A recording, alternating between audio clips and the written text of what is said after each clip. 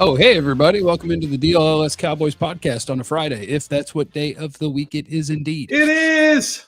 We got news on the Mike McCarthy, Jerry Jones front. So just get on in here and let's get this thing going. Hello. My name is Jeff. Cavanaugh, that is. Next to me in your screen, if your screen looks like my screen, is former Cowboys wide receiver Jesse Holley. Oh, Jesse Holley went 77 yards. It must be a reality show. Next to him is the greatest beat writer in the history of the Dallas Cowboys, Joe Hoyt. Tell him something, Joe. And without further ado, we get started on another Cowboys conversation of, is it the hot dog or is it the bun? Now, this is a hot dog bun. I think it's a hot dog, too. Hey, guys. I'd never heard it. I had never heard that audio until you played it, and I'm done. Oh, it was the Amazon Prime show, whenever that was. So good. Where I got that one from, and where I got Jerry Jones on a helicopter when they accidentally left Steven at the Star, I think, and they had to turn around. Why not just start the day picking it up? Yeah. Yeah. I, you know what? I'm not mad at Jerry for that one. Like, when I'm ready to go, let's go. Let's go. You knew what time the chopper was leaving, Steven. We're not turning this thing around for you. You know what? Why not start the day effing this up? They home alone it, man. They Kevin McAllistered it.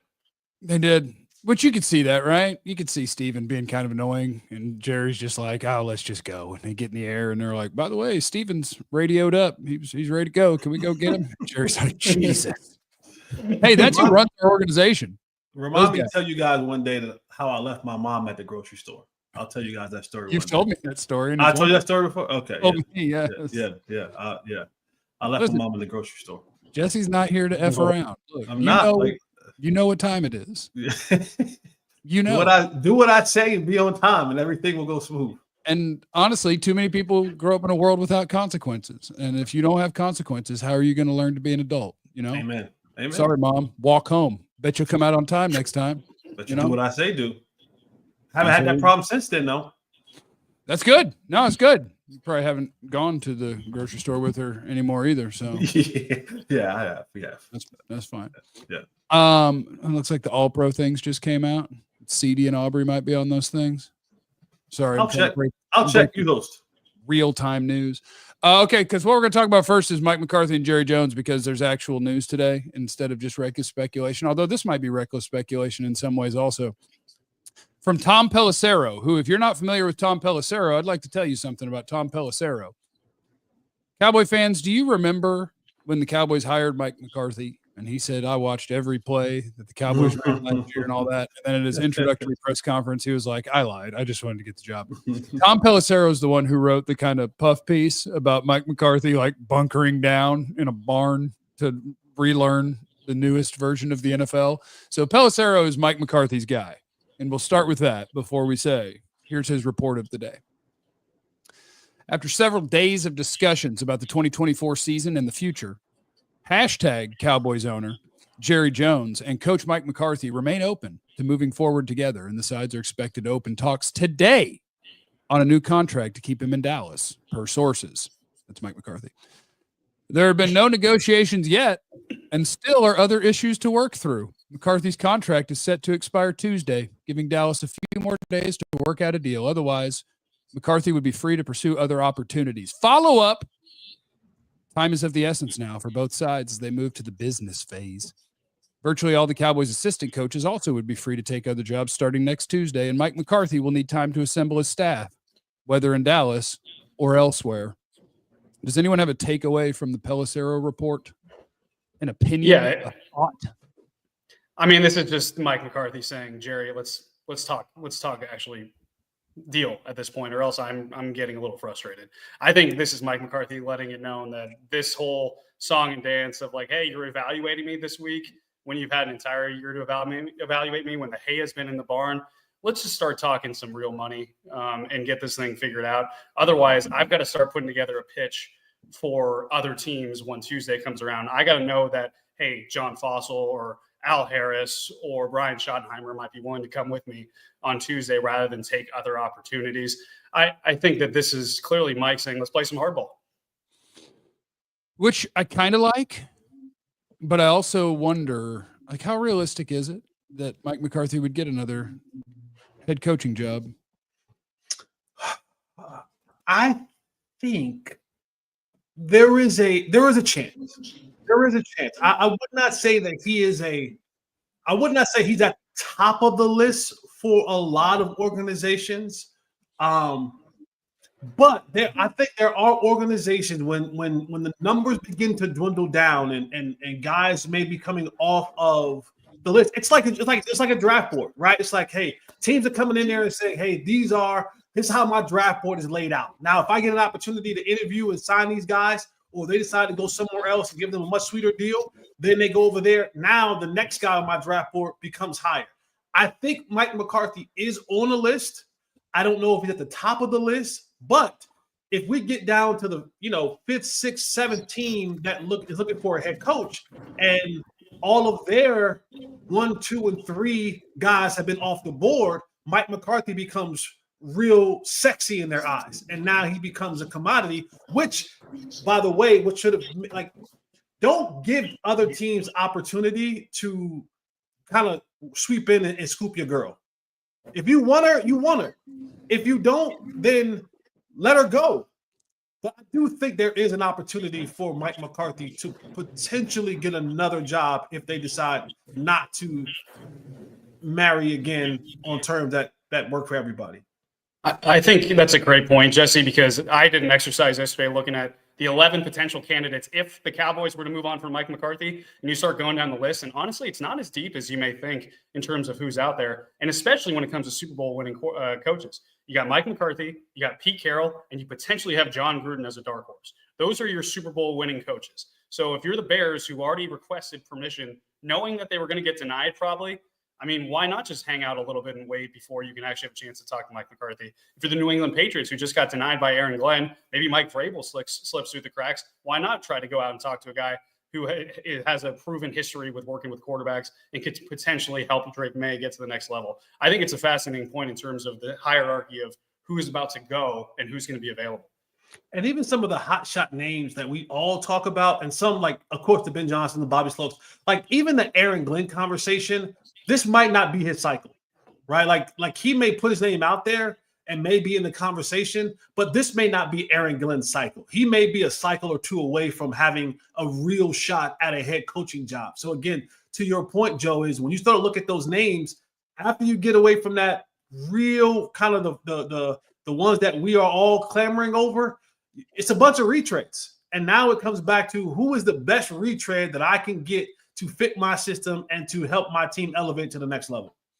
I do think that today is like the perfect example of Jerry's little thing that's going to be on his Netflix special of soap opera 365 days a year. And I kind of enjoy that Mike McCarthy went ahead and jumped in because I feel like he kind of exists above it, outside of it. And it's like, let Jerry do his thing. That's kind of how things go around here.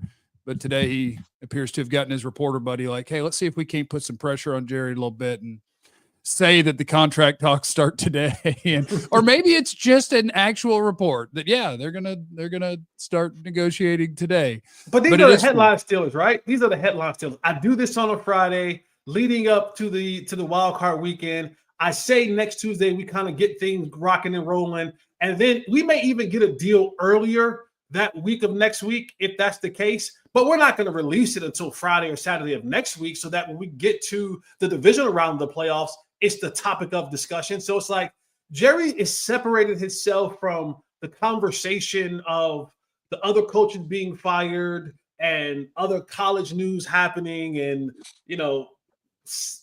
to now saying, all right, we're going to be the lead story here because we got some things shaking on Friday. And Friday's usually the news dump, right? You kind of just throw things out there now so it gets lost through the weekend, and then you pop back up again next week. So it's like, put it out there now, and then I tell you next week is when we'll start again. So the conversation will start up again next week, and then I drag that out till Friday, Saturday again, and now I'm back in the headlines with stories and conversations. Jeff, great. Oh, go ahead. Sorry. I do think it would be a lot of fun to do, like make a calendar. I bought a planner a couple of weeks ago because my therapist made me, because I always tell people I can do stuff. And then the next day I text them like, oh no, I forgot I have to do something else. It would be fascinating to write down, like just check, I don't know, Get Up or whatever show, And like, how did Jerry get them to start with the Cowboys today? Because if you did the 5 days this week, it was all 5. And it was just some reason, something he said, something about McCarthy, and they've managed to do it every day. And that is the genius of Jerry. It is. I think it's a great point. And I think, to your point earlier, Jeff, I think this is just how the Dallas Cowboys actually do negotiations. Like whether this is Mike McCarthy saying, all right, we need to do this, or this is actually the step in the process. Because if you look back with Dak Prescott last offseason, there were kind of veiled shots from both sides. There was an evaluation period. Do we want to proceed with Dak Prescott? Remember, like probably halfway through the offseason, it was, hey, they haven't even had any contract negotiations yet. So they hadn't talked money until the evaluation period was over. Maybe this means that Mike McCarthy and Jerry Jones have had the evaluation period, which, side note, this is the wrong way to do business in terms of in the NFL. But maybe this is how they do it. They evaluate, then they talk negotiation. The hard part with the Mike McCarthy thing is that deadline's approaching. And I think Mike does want to make it known, yo, when Tuesday hits, I'm a free man. And so my market might go up. My leverage might go up. If you want to get a deal done before then, let's do it. That's what. So to first of all, let's shout out the super chat. Leroy Jenkins, thank you for your super chat. Just throwing it in there. And if you're not familiar with Leroy Jenkins, I encourage everybody out there to just Google the words Leroy Jenkins because it's absolutely incredible. I think this sucks if you're a Cowboy fan. As a Cowboy fan, which I'd imagine most people here are in the chat. You still a Cowboy fan? Yes, you are. We got some Philly fans in here too. We know y'all watching. We know y'all we got watching. Philly. We got Philly lurkers, but that's because most of the things that we bitch about the Cowboys were praising the Eagles. And so I think they view this as the Eagles show. Because they're good right now. Come back in 2029. Your dead money's hit. Like, do you think Mike is demanding more offseason moves for him to come back? Like he needs a guarantee. And like, that is the thing that bothers me about where they are. The idea that McCarthy could play hardball and make these demands. Like, I need something better if I'm going to come back and coach this team. While at the same time, in Jerry's mind, it's like, yeah, but I don't even know if you're the guy I want. And so what they have is a candidate that they're not in love with, but Jerry's comfortable with, who's going to want, and he's going to be like, right, but I need a raise because NFL coaches make more than that. And they're like, yeah, but I don't know if you would actually get another job. We could let this deadline pass and just not worry about it. And it's just, I want to exist in a world where the football team is, this is a dating thing, I believe. If it's not hell yes, it's hell no. Like, if you don't know that that's your guy, go find your guy. Go find the best guy. And I'm mostly pro Mike. Mostly. But Jerry knows that who the guy is. The problem is he knows that those guys or that guy comes with a price tag. He knows that. Like, he knows that part. Like, he knows. Yeah. But he knows that with that comes a significant bump.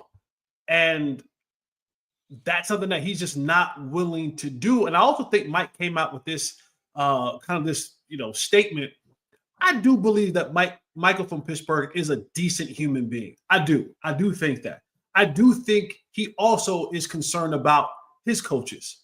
And he knows that the longer this drags on, the longer it interferes with them either being employed or, either getting checks. I know they say, at free will, come back to work, but some may want to still be with Mike. But if he's not going to do it, then they're like, hey, I don't want to miss another opportunity to go somewhere else. Yeah. I mean, it just kind of annoys me that I think Jerry views this as, if we didn't get something done today, tomorrow, the next day, and you do get to where you're free, I still don't think you'll go anywhere. I still don't think you'll have an opportunity and you'll end up here. So I need to win this negotiation. Just everything that Jerry does annoys me. Mike is a liar. Alex in the super chat. Mike's a liar. When he got the job, he said he studied all these teams and he needed to evolve. Then this year, he said he's run his same offense as it was taught to him 30 years ago and it works. He's a BS artist. I think everybody's at least a little bit of a BS artist when they're trying to get a job. Yeah. I mean, not us. Alex, you never lied on your resume. Never lied about your height. Our world is unique because I've never really needed a resume. I got hired to answer a phone and then accidentally got it going and made it work. My resume is this. This is my resume. What's up? I'm a beast. I have no idea why anybody hires me, but it works. Yeah. So along those same lines, coming up next on the DLLS Cowboys podcast, when I click on the date here to see what I put in segment 2, lessons that the Cowboys can learn from the teams that are actually still playing football. That is next. Let me tell you about a brand new product that is hitting the market right meow. It's called Ice Shakers. You can head over to iceshakers.com. Now, what's unique about Ice Shakers, the makers of Ice Shakers, the Grunk brothers. I was fortunate enough to play with Rob Gronkowski and Chris Gronkowski in 2 separate teams. What's great about this, for all your protein lovers, all you weightlifters, all you got to do, there you go, Jeffy. That's how you do it. That's how you do it. Listen, if you want to keep your protein right and your shake right, all you got to do is get you one of these right here. It keeps it cold for 30 hours. I have this nice little toggle thing right here. You screw that thing on right there. Yes, sir. And you give that thing a shake, and you got a good protein shake to go. It is licensed and official to do all professional sports teams and college teams. So head on over to iceshakers.com. Use the promo code ALLCITY25, ALLCITY 25 to get 25% off. It's a great gift for somebody, man. If you have a loved one that works out, that loves the health life, 2025 is the way that you should go. iceshakers.com. Yeah, I need to go get one because I was doing a Clarence impersonation, just trying to make stuff weird. And what actually happened is I kicked over my water that doesn't have a lid like that shaker does. And so that didn't work out great. But shout out to our guys at Rugged Road. I love a good cooler. If my thing was in a cooler, I wouldn't have kicked it over. Rugged Road's badass. It's the best coolers on the planet. Innovative and durable outdoor gear for folks who demand the best. Floatability, you know that. And when I say floatability, I mean this cooler doesn't just float, it floats upright. It's going to stay the right way for you. It's not lightweight design, durable, dependable. That's our friends over there at Rugged Road, the finest cooler in all the land. Gear up for your next adventure with Rugged Road coolers. They're reliable, they're durable, they're built to be used. Rugged Road, your ultimate outdoor companion. RuggedRoadOutdoors.com. Use the code DLLS for 10% off. Got that? Bang, bang in there. Okay. Yeah, I was trying to it. You beat me to it. I was going to do that. Yeah, I was trying to be funny, and I absolutely forgot that I had set my water on the ground, and so currently the floors are very wet, and so I thought I was doing a bit, and I made a mess, and there's no towel in here. So you flew too close to the sun, man. You flew too close. What'd you say, Jesse? Take your hoodie off and just put it on there. I thought about it. You're raw dogging? You're raw dogging under the hoodie. Oh my goodness. Two things. One, there's a difference in raw dogging a hoodie in public and at the house. Two, with a hoodie of this much heft, your boy still wouldn't do it. Oh, let's go. Never. Let's go. Never. Let's go. Never. Let's go. No, this is a Carhartt hoodie. This thing is let's heft. Go. You would get. I feel led on. I feel yes. I feel like resolution. Yes, I knew you wouldn't let me down. No, I would raw dog over a lighter hoodie at the house, like a t-shirt type of hoodie. I would do that. But no, not Kevin's in the super chat. Go ahead. Oh, go ahead. No, you go. I was gonna say I feel like I just got allowed to coach on the last year of a 1-year deal and let on. That's how I feel. That's how I feel. You guys don't even know me. You think I would raw dog? The only time I would raw dog under a hoodie like this would be, I'll just let you guys all the way behind the curtain. If I ran out of dip and I was like, I'm quitting, that's it, we're done here. And I put on a patch, and like 3 hours later, it was like, I'm not quitting. And I'd rip off the patch, and it's cold outside. I would throw this on to go to the gas station and back, but not for an hour. That's acceptable. Acceptable. That's public though. That's in public. That's acceptable. Yeah. But it's like it's not long enough to get funky. Like, remember when you were younger? Maybe this is just me. Like, and my grandmother would go, "Hey, run in my car and grab this," and I would just like put on her slippers. You know what I'm saying? And just run outside in her slippers. So it's like it's public, but it's like you're going to come in right back. You're not spending your day outside. Same. I love to put on women's clothing if I'm just going to the car. I didn't say that. Kevin in the super chat, time to blame the players. They want Mike McCarthy to stay because he doesn't push them hard and doesn't hold them accountable either. They're scared of real hard work. Oh, okay. I mean, I don't know. I mean, we can look. Spicy. Suspect got away. Yeah, I mean, we can blame whoever you want. I'm good with it. I love blaming people for stuff. Things the Cowboys can learn. I've prepared a couple of things. All right, let's go. Things that the Cowboys can learn from teams that are actually going to play football this weekend. And we'll talk a little bit about the games and make some picks in the final segment of the show.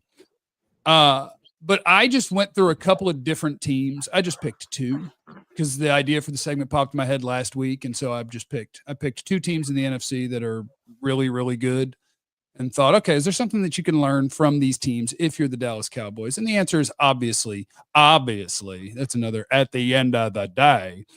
There are things that you can learn. So team number one that I wanted to look at is the Detroit Lions, right? They're the darlings. They're everybody's guy. And speaking of the Detroit Lions, they have the highest GQ rating in the league right now, right? Or the highest likability factor. Like pretty much everyone loves the Lions. How wild is it that Notre Dame's become likable? I was going to say Notre Dame. Yeah. Detroit has become America's team. Yeah, that's fair. But I was just thinking that last night because I've always hated Notre Dame, but suddenly they're likable, and it's very strange to me. Yeah. But the lessons that the Cowboys need to learn, I think, are fairly obvious to a lot of people, and I think the biggest one is something that Stephen Jones says all the time. They just don't really do it. When he says player acquisition is 365 days a year, and there's so many different ways to do it. Because in Cowboy land, it's actually not 365 days a year because you're forgetting spring break, the first week of free agency while you guys are on the boat. And you skipped all of the last offseason. But teams who are competitive and in the mix, and maybe the Cowboys legit. Wait, I don't mean to cut you off. And I'm sorry. This is extremely unprofessional. But can I just break down the fourth wall? Yeah, with what Cat just did? Yeah, I just want to just tell people this behind the scenes. This is how locked in we are. As you're saying what you were saying about 365 days, and then you start the words coming out of your mouth of except for spring break when they're family vacation. As you say that, Kat, our producer, who's behind the scenes. She writes in the private text, except the days when they're on the boat. This show is we're so in sync. Like we are so in sync. I'm sorry, it's unprofessional. Yes, the synergy is amazing out of this word. Okay, I'm sorry. All right, time in. Okay. It's possible that the Cowboys just didn't think they'd be good this year, and that's why they didn't try. But I don't believe that. The Detroit Lions on April 24th of last year signed a contract extension with Amon-Ra St. Brown and Penei Sewell. Mm-hmm. Does anybody know when those guys were drafted? The answer is the same year as Micah Parsons. Smart teams who want to aggressively build a team and win, as soon as you know that you nailed it with this guy and he's going to be here and he's going to be really good, you sign them as soon as you're able, which is after their third year in the league. You wait with Dak, hamstrings you a little bit. You wait with CD, you pay top dollar and you miss some training camp. The smart teams, as soon as they know that they have gotten a dude, they extend the dude because it helps you be able to be more flexible with your salary cap. So the Lions immediately stud, extension, done. We can learn from that. During the season, Aiden Hutchinson got hurt, but we're a good team. We got to do something about this. So they traded for Zadarius Smith, and they gave up less for a real player than you gave up for Jonathan Mingo. Free agency. The Detroit Lions signed Kevin Zeitler, Graham Glasgow. That's two of their starting offensive linemen that are good. DJ Reader, who's very good for them in the middle of the defense. Amik Robertson, the corner, who really gave Justin Jefferson fits when they played them in the last week of the season. That's using every avenue available to you to try to make your team a winner. That is reacting to the circumstances during a season and doing what you're supposed to do. And I don't think it'll be enough because I think Detroit's too beat up on defense to win the Super Bowl. But that's the right way to do things. And that puts a giant spotlight on what's happening with the head coach right now and what happened with CeeDee Lamb not getting a contract until literally training camp when they're like, well, if we don't do it now, that's how you do it. They extended Goff early They didn't have to mess with franchise tags and trade clauses. Philadelphia Eagles, they were up against it cap-wise. So how did they sign a bunch of free agents? They identified the guys that they knew were dudes, and they signed them to extensions. Jordan Mailata, Devontae Smith, Landon Dickerson. After their third season, they didn't have to wait to the end, drive up prices, make it to where there's less years to spread out cap hits. They just get their business done when it's time to get their business done, instead of worrying about people talking about you all the time. In Micah Parsons' draft, Patrick Surtain's been extended. Jalen Waddle's been extended. All of those guys I just named have been extended. The guy who's a stud who hasn't been extended is Micah Parsons and Jamar Chase. The Bengals are considered the cheapest team in the entire NFL at cash spending. Yep. That's who you run your team like. Yeesh. So anyway, that's all I want to tell you guys. How does that make you feel? Make you feel good about things? You guys feeling great or what? I think also take it one step further with the Lions in particular, right? Like, I also think that they have an awareness of where they were because they traded Matthew Stafford. They had a quarterback, number 1 overall pick. They traded the Rams. He ends up obviously winning a Super Bowl. Oh my gosh, you said bye to a hometown hero. This is hard. But what did they do with that? They got Jahmyr Gibbs from that. They got Jameson Williams from that. They got Jared Goff, who they were able to get cheaper for that. That's a throw-in on that deal. So they were understanding of, hey, we're not there yet. Why don't we get rid of one of our assets for more assets that can help us down the road? And ultimately it did. And that allowed them to draft and develop as well as they have. I mean, I keep pointing to it. That draft they had with Jahmyr Gibbs, Jack Campbell, Brian Branch, it set them up. And but if you look for Laporta, yeah, and if you look before that, though, they had built a foundation in order to kind of build off of that. And I think that's what Dallas kind of has to get back to. I think that you need to draft. That's why I really want them to draft defensive line, not only in the first round, but again, in either the second or the third, because I think you need to build a foundation from which you can jump off of to then kind of get those luxury picks. I think Ashton Jeanty, we'll talk about him a little bit later. That'd be good, but that's something that they got to understand is where are they in terms of actually contending compared to other teams. The one thing that you talk about when you mention teams like Philadelphia, when you mention teams like Detroit, there is a sense of reality that is in the forefront of their minds. They know that just getting guys won't be enough. You know, Steven said that player acquisition is 365 days a year. Good players acquisition should be 365 days a year. Those other teams go and get good players, quality players, players that can change their team, players that can get in and help them right now. They don't go get Justin Rogers again. They don't go get one of who was the guy that we said had a wrist injury. I forget his name. Jordan Phillips. They don't go get football players who can't play football and say, see, look, we made some moves. We went out and we signed free agents. Now you went and got bodies.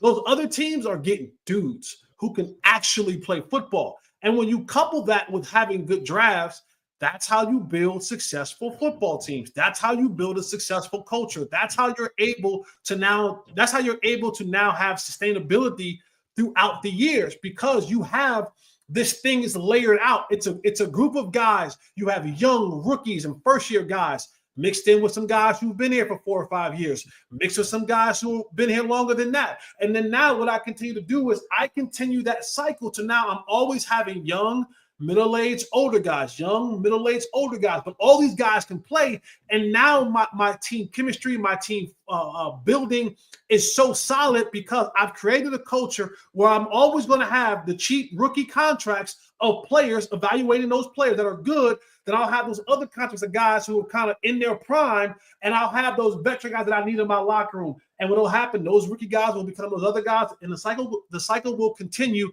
And that's how you build a legacy of good football teams. The Cowboys just, for some reason, haven't been able to grasp that concept. And that's why we say top-heavy guys we wait the last minute to pay for, and then they'll go, hey, you guys got to make it work the best way you can. Yeah, that sucks. Yeah, really quickly, and I know we got to go. Is there a more sure thing than Micah Parsons in terms of betting No, on? he should have been signed after year 3. And I know you'll get the line you'll get is it takes 2 to tango and blah, blah, blah, blah, blah. But the answer is you call his agent and you say, look, we're going to get it done this offseason. How much do you need to set the market by? Whatever. Like, let's get it done. The idea that like, oh, the agent wouldn't let him. BS. You call him and you say, look, he's going to be here forever. What's it look like? Let's do it. Like an agent's not going to just be like, no, I want to wait multiple years and see if his leg falls off. No, sure. We'll take our giant payday if you meet our demands. So you meet him. That's how it goes. Coming up next on the DLLS Cowboys podcast, what should the Cowboys do at this position group for next year? We will do that, and we will do it next. Let me tell you guys about Saturday Neon. I know you're probably asking, what is Saturday Neon? Saturday Neon was started by 2 college buddies. Saturday Neon makes officially licensed logo LED neon sign. I'm going to get one and put it right up here for North Carolina.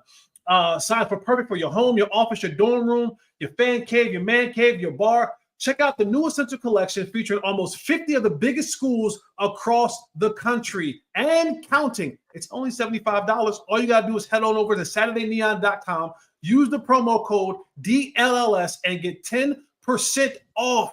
You can get one for you. You can get one for your buddy. You can get one for your son, whoever that is. The LED lights last up to 100 hours so that you'll be able to enjoy your signs for years to come. Super easy to install using the provided hardware or a 3M Commander strip. Low voltage, so it won't take up time. It is perfect for gifts of all holidays. Head over to SaturdayNeon.com. Get 10% off by using the promo code DLLS and get your man cave looking right.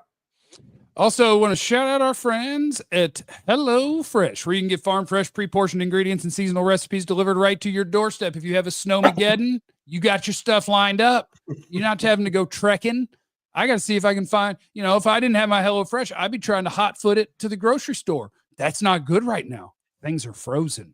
Get with our friends at HelloFresh. Ready-made meals from the fridge to your fork in just 3 minutes. It's the same high-quality ingredients and restaurant-worthy flavor you expect from HelloFresh with none of the work. They've got prep and bake meals, 15-minute meals that are done in just 3 steps. Save valuable time, fewer trips to the grocery store thanks to HelloFresh Market. There's over 100 add-on items that you could add to your weekly box, like the quick breakfasts, packable snacks. Pop would love the snacks, beverages, and more. It's our friends at HelloFresh. Get up to 10 free meals and a free high-protein item for life at HelloFresh.com. Use the code Cowboys10FM is your code. HelloFresh.com/Cowboys10FM. The future of the Dallas Cowboys at running back. All right, before we get to that, let me just tell you the Cowboys All-Pro selections. So this year's Cowboys All-Pro selections, first team All-Pro. And this might help him get a nice little contract. I think this is his second year being All-Pro. Cavanaugh Turpin. Yeah. Cavanaugh Turpin's first team All-Pro. Your second team All-Pro. The Cowboys only have one first team All-Pro guy this year. Your second teamers, Brandon Aubrey. Your second team All-Pro, and then CeeDee Lamb. Can you guess who the first team All-Pro kicker is? First team All-Pro kicker who didn't miss any kicks. Who plays for the Lions? Is it Bates? Nope. Who made? It's not Tucker. He wasn't good this year. Who made all the kicks? Is it a former Cowboy? Is that why you're doing this? No. I was because I didn't think of this off the top of my head until I looked it up during the break. Chris Boswell from the Steelers. Okay. Oh. Has he been there for 1,000,000 years? I don't know his numbers. I'm kind of curious because I was like, how did Aubrey not win first team All-Pro? And I know he had a couple misses, a couple blocks. But yeah, that was fascinating to me. It's that stupid 70-yarder that did him in. You got to get now and be careful because Brandon Aubrey hired Dak's agent. So watch out. Brandon Aubrey's about to get you too. No tag clause, no trade clause coming in hot for kicker. He's got 1 year left, though. He does have 1 year left. So maybe it'll be okay. I did have another thing I wanted to bitch about with the Cowboys, but I forgot what it was. But to your point, Jeff, right? If he's a no-doubter, what you waiting on? Sign him. Well, he's also a kicker. I might never extend a kicker. No? All right. I might never extend a kicker. Like, we'll just have open tryouts. Kicking careers go weird. Yeah, they get wonky. They get wonky on you. Only Justin Tucker and Dan Bailey And then theirs are when they end hard. Like Justin Tucker's is ending hard. But Aubrey does seem to be perfect. Maybe you should. I would do the 8-year contract that like they give goalies in hockey. You know, like the 8 years, like but like for like $4 million a year. You know what I mean? That's and just crazy. like, you know what? That is our guy. Amount. Let's not worry about it, and then we'll cross that road later. I think it would have to be 8 years at like $6 million a year, but I'm probably in on that. I would love using the kicker as a salary cap tool. Like, yep, we signed Aubrey 8 years, and he's got 4 void years at the end. So we need to. That would be amazing. Just going back to the last segment about things the Cowboys need to learn, I do want to say it's actually maybe really impressive how competitive they have been.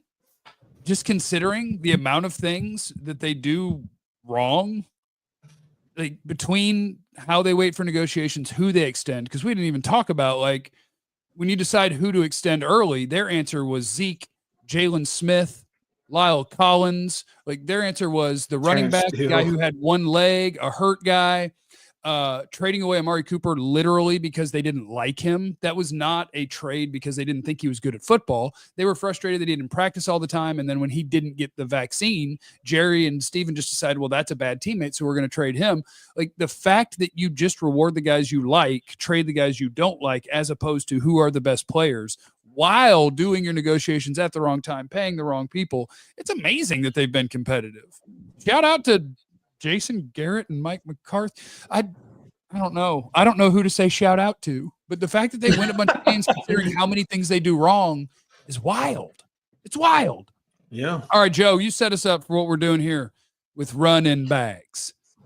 Yeah. So I did a story yesterday on why the Cowboys should not be afraid to draft Ashton Jeanty with the 12th overall pick, because I think when people talk running backs, they talk value and they say, hey, you know, that's not a good place to get value.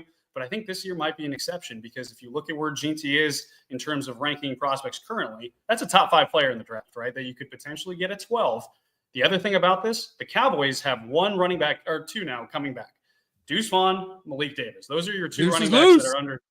Those are your 2 running backs under contract, which means you're going to have to do something at running back. And if you also look at this free agency market, and I thought this was kind of fascinating when I looked it up today, here are the names of some of the free agent running backs out there. J.K. Dobbins, Aaron Jones, Javonte Williams, Najee Harris, Nick Chubb, Alexander Madison, Rico Dowdle, to name a few. Where would Rico Dowdle rank on that list? And what could that market generate be? This is the kind of the question I'm wondering. Because if he's going to get more than $4 million a year, potentially, then you know how much Ashton Jeanty is going to cost at with the 12th overall pick he'll in his first year? About $4 million? $3.5 million cap. Okay.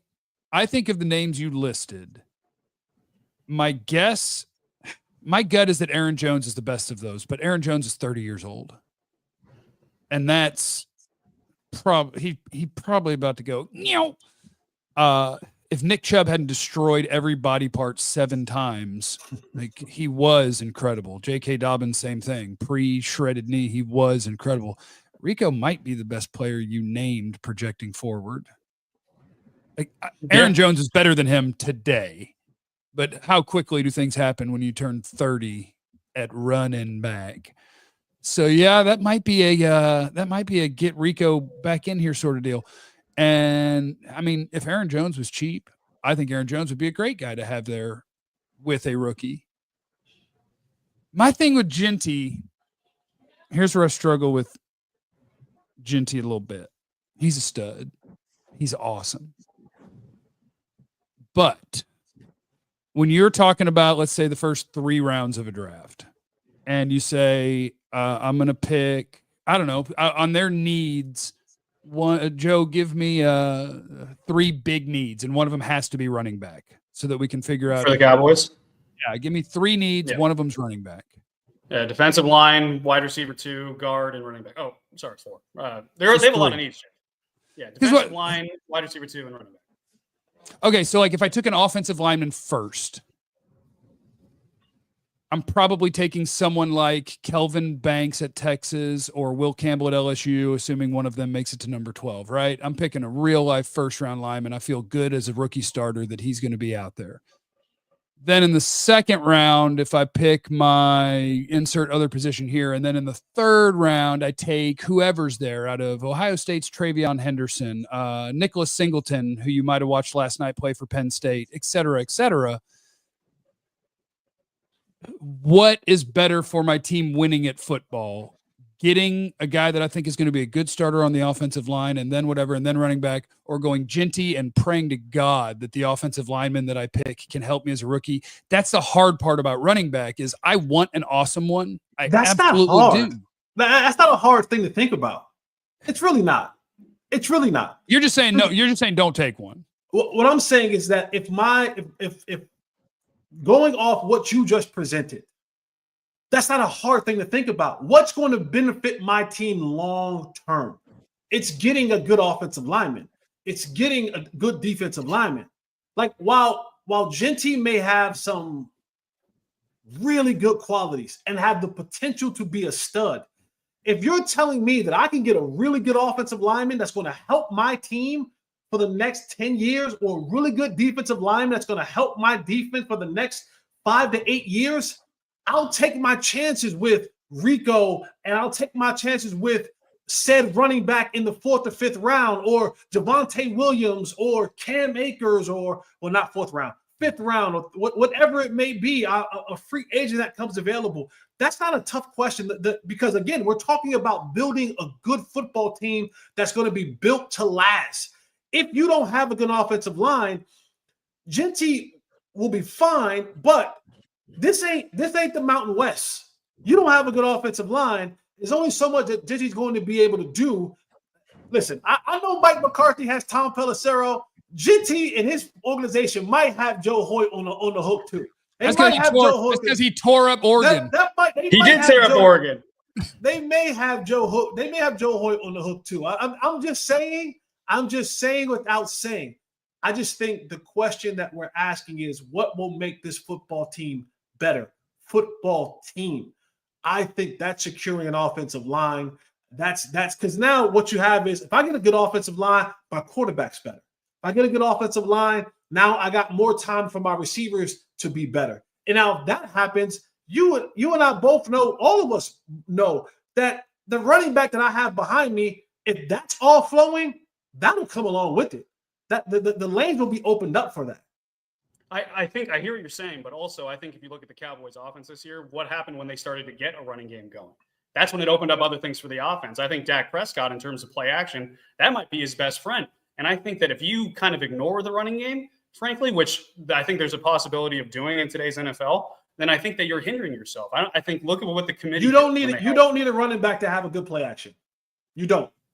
You need to have some kind of threat, though. You can't have Zeke. Actually, you can't have Zeke back there running for 2.5 yards a carry. You don't. Right. Well, I'm not saying Zeke. You don't have to have Ashton Jeanty in the backfield to get a good play action. You just don't. No. And I think in today's NFL, you can find running backs in the 3rd, 4th round that can be good. But Jeanty might be a sure thing. So actually, in the nerd world, that's something that I actually find really, really interesting, because what Jesse is saying technically is true. Like, people have tried to find correlations to things like how good you run the ball. Does that affect how successful your play action is, et cetera, et cetera. And no one's found a correlation. So, like, in theory, you don't have to be able to run the ball for play action to work. It just works.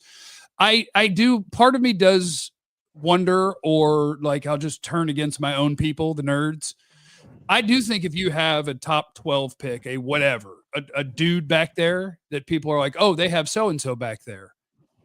I can't not think that defenses are thinking and worrying more about him, whether he's getting the ball or not, that it's easier for your offense in some way, because they're like, well, they got him. They want to give him the ball, and they're thinking that somewhere, but I can't prove it. I still think I believe it, but I can't prove it. But if I'm whooping you up front, I don't have to commit more guys to the line of scrimmage. Sure. And I guess one of the questions would be, how good is the Cowboys offensive line? Because Rico did end up having a good year. If Rico can get 4.6, Jeanty can get 5.5. I mean, he is better than him. I don't know. It was a weird year for the Cowboys. I think I'm mostly against it because I just go to, like, Saquon Barkley is the perfect example. People want him to be the MVP, 2,000 yards, all this. Yeah, the year before he averaged less than 4 yards a carry. I want I want a great running back. He doesn't get to be great unless you let him, unless you have the dudes to let him. Jahmyr Gibbs is not the same Jahmyr Gibbs without that Lions line. David Montgomery is not a all-pro, Pro Bowl or whatever without that Lions offensive line. The guys who we think about having the great running back seasons are the guys playing behind those lines. They also happen to have really good running backs. We're going to find one. They're going to pick Jeanty. Get ready, Jesse. They're going to pick Jeanty. Coming up next on the DLLS Cowboys Party Show podcast, picks and predictions, and I've got some guys for you to watch tonight that could be future Cowboys. That is all next. But first, I want to encourage you guys to sign up to be a diehard. We appreciate everybody if you watch the show, if you're hitting the like button, if you're making sure that you're subscribed, if you're on my channel today. I believe we're on my channel today. Make sure that you're also subscribed to the DLLS Sports YouTube page where we have the show every day. It's just on my channel sometimes. And go the other way too. If you didn't know Jeff has his own YouTube channel, let's just get about me for a minute. Subscribe to that thing. Why not? Jesse, what do you want people to do? Go get Jesse's stuff. Subscribe to mine as well. Unfiltered with Jesse Holly. Go check that podcast out while you were doing this. And then Joe's going to make a page right after the show. Yeah. Make sure you're on there. He's going to have a sweet page. It's going to be great. But if you love what we're doing, if you love all of your DFW sports teams, it's a great value. It's an awesome thing to have to sign up to be a diehard at alldlls.com. That gets you access to all of our premium content. We're going to have a bunch of draft stuff that's going to be for diehards only. We got events that are being planned right now that when you sign up to be a diehard, you get 20% off our events. You get 20% off everything in our merch store. You get to pick a free t-shirt from our merch store. And there are some really, really cool ones. You get your diehard carrying card. Mm-hmm. I still don't have one, but I'm going to get me a diehard carrying card. Ben, get us a card, bro. Yeah. I'm going to get me a diehard card. And you get into our Discord lounge, which is a great place. It's a great place to hang out. It's a great way to stay in shape. No raw dogging allowed. What? No raw dogging allowed. Never. You can raw dog. Never. You can raw dog in the Discord. That ain't got nothing to do with us. That's the internet. Okay. We talk whatever you want. You know whatever you want. All right, you guys ready to pick playoff games? And the loser has to wear his Shady Rays indoors for a week. Can I do one quick other question really quick? I'm sorry. Yeah. I'm sorry. Yeah. Kelvin Banks is gone. Will Campbell's gone. Some of these other defensive linemen gone. Your options are Nick Scorton or Ashton Jeanty. Who are you taking? Jeanty in a heartbeat. That's what I'm saying. Jesse, you're not going to be worried about this stuff. In the draft world, like, the people who have rankings year-round and all that, like there's a guy at Texas A&M, his name is Nick Scorton, and I see him ranked and being mock drafted to the Cowboys sometimes and, like, being a top 10 player, and I watch him on tape, and I'm like, I don't see it at all. Like, that looks like a fourth-round guy to me. I have no idea what people are seeing. And those are the guys that are always going to make it. The guy where I'm like, no.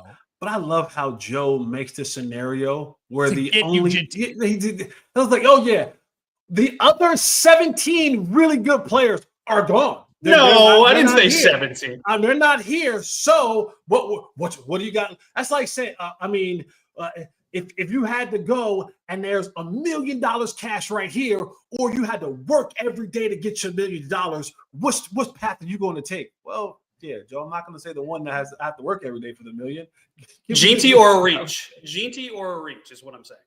I like what he's saying. Okay. I will say it's a really bad top of the draft this year. It's very convenient for Jeanty. It's a bad top of the draft in terms of guys you feel great about. It's a bunch of – there's probably 2 guys I feel great about, and then the rest you're doing some projecting, a little hoping. Okay, so we've got NFL football this weekend, and also in this segment, I'm going to give you the guys to watch tonight who could be drafted by the Cowboys in the first or second round. I'm not going to go too far because we talked about this before. Joe asked, is there 24 guys that are going to be drafted from tonight's game? And I don't think that's impossible. I think it's at least 20. At least 20 guys are getting drafted from Texas, Ohio State. If Notre Dame beats whoever wins this game, hire Marcus Freeman. Yeah, 100%. Did I get his first name right? It's Marcus? Yeah, Marcus. If he went, Marcus. Penn State didn't even complete a pass to a receiver yesterday. Not that one. That might be a Drew Aller thing though. Yeah, and I feel like every time either team dropped back to pass, you were waiting for what natural disaster is going to strike. That was a real weird game. But if that Notre Dame team with the not amount of NFL talent on it wins the Natty, bring me Freeman or bring me death. Not real death. I don't want to. I don't want to die. I got weapons though. If we need to, we got games. All right. Whoever does the worst job picking games has to wear their Shady Rays indoors for all of next week's shows, which isn't really a punishment, but you do get judged a little bit when you're wearing sunglasses inside all the time. All I need is the winners. Okay. Chargers. Well, let me make me a little spreadsheet that I can remember. I'm old enough to remember when Texas didn't even have draftable players on their team. Crazy. And it wasn't that terribly long ago, was it? Yeah, it was like 5 years ago, 6 years ago. 4 or 5 years ago, yeah. Yeah, it was like it wasn't that long ago. It was like Texas has no draftable players. At least first round draftable players. I'm gonna knock out this super chat. Jeff and Jesse, love you guys, big fan. Oh, sorry, Joe. What do you think about tight ends? Jake Ferguson, big disappointment this year, didn't score one touchdown. You're gonna need a tight end at some point. I mean, Jake Ferguson's going into his last year, and yes, the idea that he was on a like any sort of star trajectory, I think I've given up. I think he'll be fine as a starter next year. But I'm team Jake Ferguson. Listen, let's go, Jake. Me and Jake this year was weird. This offseason. We're going to get together this offseason and have a conversation. We'll get Jake back. I believe. In Jake Ferguson, I believe. He'll be fine. This year was weird. He'll be fine. With him. Guys, who's going to win the Chargers at Texans game?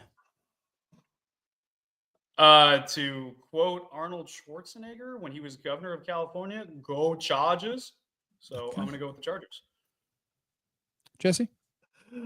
I like that. Who? What coach? Oh, Rex Ryan. Rex Ryan said that the Chargers playing the Texans will be like a bye week.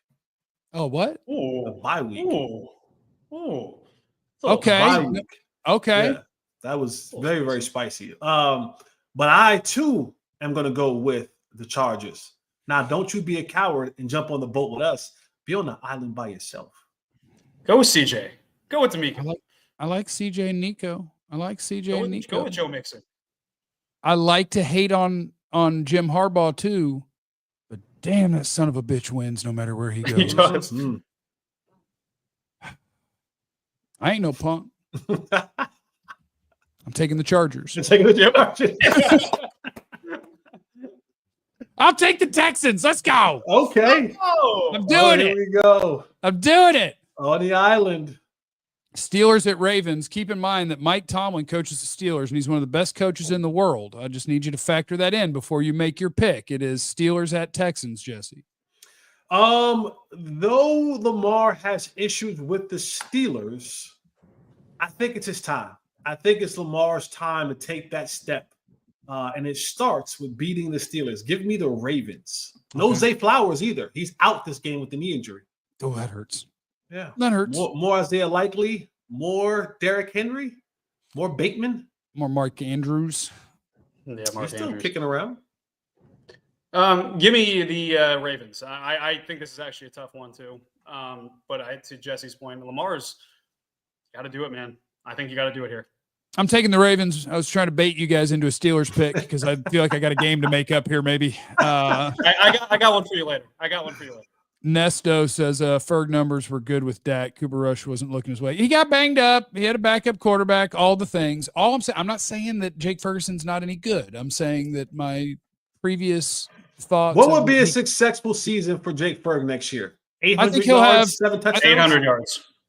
I think he'll have 600 to 700 yards, and he'll be a functional starting tight end. That sounds like that makes. I won't hold you to it today, but that may sound like a Sam's Club steak. I want my steak from Sam's Club. I'll say you don't want to do that with me, though. We've done this before. You can't beat me at betting. I lost one bet. I only lost one bet. I CD Lamb'd him. Broncos at Bills. Now that one could. Oh, this is where Joe's going to do it. He's going Bo Nix. I'm doing it. He's going Oregon. I'm going Oregon. I think that defense is good. I think that their corners are fantastic for Denver. I think that they're going to get after Josh Allen, make him kind of force some bad throws. I think a couple turnovers are going to happen. I think Bo Nix is going to control the ball. Give me the Broncos over the Bills in a low-scoring game. Bills by 50. Jesse? Bills by 50. All right. And it ain't even close. That is tomorrow. That was Sunday at noon. Sunday at 3:30. Packers at Eagles. This is an interesting one. Eagles are going to win. I'm going This Eagles. is an interesting one. Packers are without Watson. their speedy receiver down the field. I don't trust Kellen Moore. I think do it's not interesting. trust. That's our next head coach, Kellen baby. If they lose Moore. this game, he's coming to interview. I don't think it's that Philly. interesting. Give me the Philly. Give me the Philadelphia Eagles. Eagles. Joe. Yeah, fly Eagles fly on this one. I don't think that the Packers have really You beaten. can't. I don't think You're you not can supposed to that right. say that. Yeah. It was in jest. It was just saying it out loud. Yeah, give You're me the supposed to say go Birds. I'm supposed to say that. Commanders at Buccaneers in the poop fest of the weekend. Uh, Yeah, what a bad game. This is tough. I'm gonna go. I'm going to I'm fight gonna- in Baker Mayfield's. I am too. I'm going. I I was am going to too. say that. Yeah. I'm Oh going my with the God. Bucks. I'm going Yeah, with the Bucks. Yeah, I don't know. Maybe it's because what they did against the Cowboys the 2 times I played them. The Commanders did not look good, man. I don't know. Maybe I'm just a little bit like that. Can't get that out of my head. Yeah, but I don't know. If Give me the Bucks. if I'd never watched the Commanders play the Cowboys, I would pick the Commanders in this game. But I watched them play the Cowboys twice, and I'm like, what are you? I don't understand. Vikings at Rams, which will be played in Arizona on Monday night. Vikings at Rams. I'm taking the Rams. Oh, I love it. That is, to me, the Rams. I don't hate it. The Rams may be one of the most dangerous teams in the playoffs. I'm telling you. Give me the Rams. Vikings by 100. I'll be honest with you. I wouldn't be surprised if somehow the Rams went on a run and represented the NFC in the playoffs. That's not a pick. I wouldn't That's be not a surprised. pick. What's the pick? But I'm taking the Vikings because I think they bounce back. I wouldn't be shocked, but I'm taking the Vikings. Let's go. I'm on an island, baby. Let's go. Get on that island. Let's Okay. go. I have all the picks. Loser has to wear his Shady Rays indoors for an entire week. And now I want to hit you just real quick with guys to watch tonight in the Cotton Bowl that could potentially be Dallas Cowboys. I'll be there tonight. I'm actually going to the game. Oh yeah. You Pray and that I Pop get there Pop safely. you and Pop Pop can have some beers. Well, I'll see Pop Up. I don't drink, but I'll see I Pop Up. know. Kelvin Banks, Texas left tackle. He's my favorite offensive lineman in this draft class. I've seen some people starting to put some other people above him, but he's my guy. I think that he's a really nice left tackle prospect, and I think that he could also have a Zach Martin career and be a Hall of Famer if you move him to guard. Kelvin Banks could be the 12th overall pick, play right guard for you, enjoy the Hall of Fame. It would be great. Emeka Buka is the wide receiver for Ohio State, who has never been the best receiver on the team at Ohio State, but he's still going to get picked in the first round because they just churn out. The best player in this game is a freshman. Jeremiah Smith, the Ohio State wide receiver, is the best player in this game, and you can't have him for 2 more years. You want to talk about a coach who we don't talk enough about that maybe should get some league consideration? Oh, Not can I head guess? coaching. Can I guess? Yep. Who? Brian Hartline. Oh, I let him coach my wide receivers. I don't know if it's just that they're that good, but they're churning them out. Boy, he can churn out some wide receivers, and no one talks about him enough. No one talks about Brian Hartline enough, man. He gets those guys playing at an NFL level right away. So, I mean, NFL teams, if you're looking for a guy, bring him in, bring your wide receiver coach, offensive quality control, whatever you got to do. But Brian Hartline's a guy you need to bring in. Texas Fantastic. right tackle Cameron Williams may be drafted in the first round. He will be playing tonight, allegedly. He was banged up and missed their last game. He is kind of a Tyler Guyton type, where he's a pretty good college player. He's a good college player, but teams are going to love that he is a gigantic man with super long arms that is a good athlete, and he will be drafted fairly high. Right tackle, Cameron Williams, Texas. Tyleik Williams is the Ohio State defensive tackle. He is your better than Mozzie nose tackle who actually knows how to go, and toss people around. Jahdae Barron is a corner for the University of Texas that I believe will be picked in the first round. Keep a sharp eye on him. And the wild card is Isaiah Bond, who is an incredibly fast, incredibly quick, wild-ass athlete of a wide receiver who's been banged up and has never had the production, but his traits are incredible.